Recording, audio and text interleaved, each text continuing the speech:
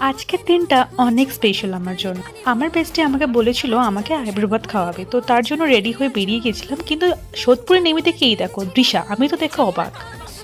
তো আমরা চলে গেছিলাম বাবু কালচারে। গিয়ে দেখি ও মা, এরা আমার চোখ বন্ধ করে নিয়েছে।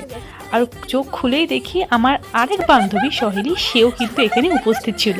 তো বেসিক্যালি এরা তিনজন মিলে সারপ্রাইজ প্ল্যান করেছিল আমার জন্য, আমার আইব্রো ভাতের বাবু কালচারে। আর যেটা অ্যারেঞ্জমেন্ট অসাধারণ ছিল।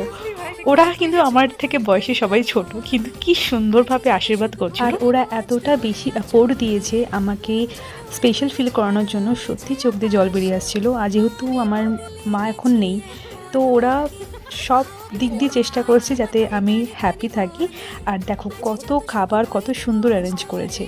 তো এত খাবার আমি একা খেতে পারিনি, আমি আর সহেলি দুজনে মিলে খেয়েছিলাম। আর লাস্টে ওরা আমাকে গিফটও দিয়েছিল। আর ব্লগটা ভালো লেগে থাকলে please like, comment, subscribe. By.